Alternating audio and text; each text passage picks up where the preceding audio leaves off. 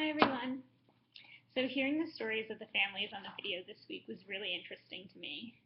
Something that stuck out to me as far as the family dynamic goes was that two of the families that we heard from had two children with Friedreich's ataxia.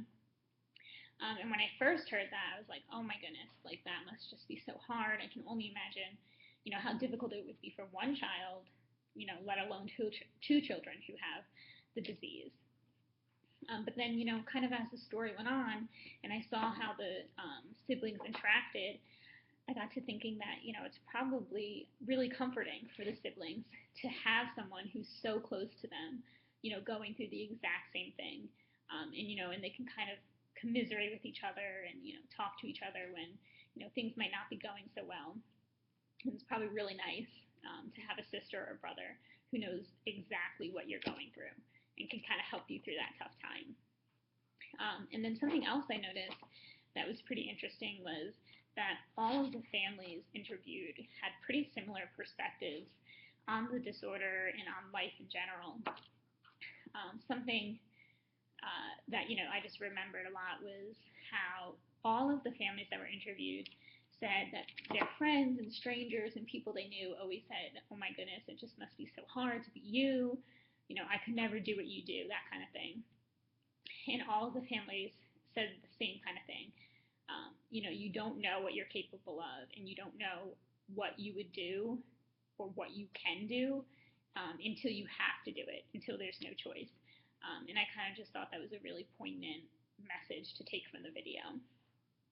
As far as clinically goes, I would definitely say over all of the interviews and from based on everything that we heard from the different children with Friedreich's ataxia, articulation and prosody were the two factors of speech that were really affected in my perspective.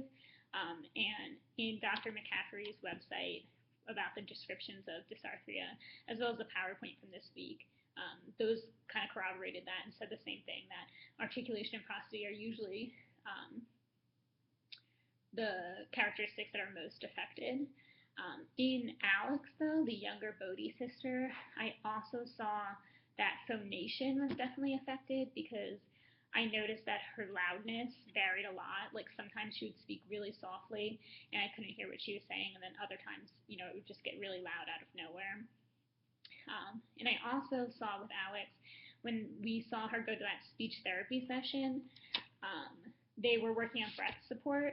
So I think one of the techniques that they were using was, don't rely on just one breath for an entire sentence. You have to break it up and rest and take multiple breaths so you can finish out a sentence. So I would say for her, respiration was definitely affected as well. And then just another little interesting thing about Alex, I thought, was that she also mentioned that she doesn't sound in her head like other people hear her in the world. So her voice when she's speaking doesn't sound as distorted in her head as what we hear when she's speaking on video and in real life. And I thought that was interesting because that was a major theme from last week's discussion with Cone Ashmore. He said the same thing. When he heard his voice recorded back to him, he couldn't believe that that's actually how he sounded because he didn't hear himself like that in his head. As far as assessing and treating children and adults and what's different between the two, I think there's a ton of differences.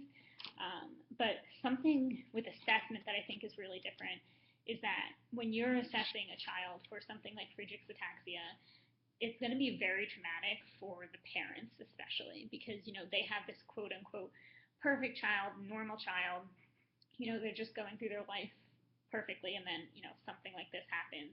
And that can be very traumatic for them. And also they go through this, stage of mourning, which is something that all the families mentioned. They mourn the life that they thought their child was going to have and all the dreams that they thought their child was going to have. So it's definitely very traumatic. Whereas for adults, I mean, of course it is traumatic as well and incredibly upsetting, but at the same time, a lot of times ataxia or dysarthria comes after a traumatic incident. So maybe the adult has had a brain injury or stroke or something like that. So it's kind of like the adult and their family and their loved ones already experienced something really traumatic, and they know there's going to be repercussions from it, and the ataxic dysarthria is a repercussion of the stroke or of the TBI. So it's almost like they're more prepared for it.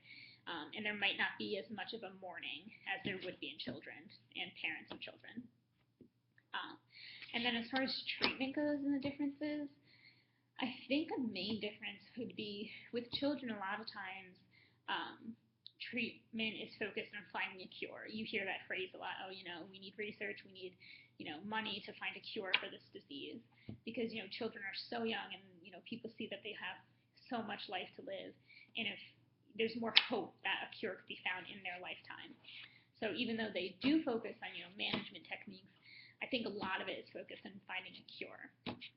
Whereas for adults, that might not be the focus as much. I think, they've already lived a pretty long, depending on circumstances, but a lot of times they've lived a very long, very healthy life. And it's more about finding techniques to manage their disorder or manage their disease, and, kind of cope with it and manage their symptoms as opposed to finding a cure. So I think that's a big difference between the treatment of adults and children.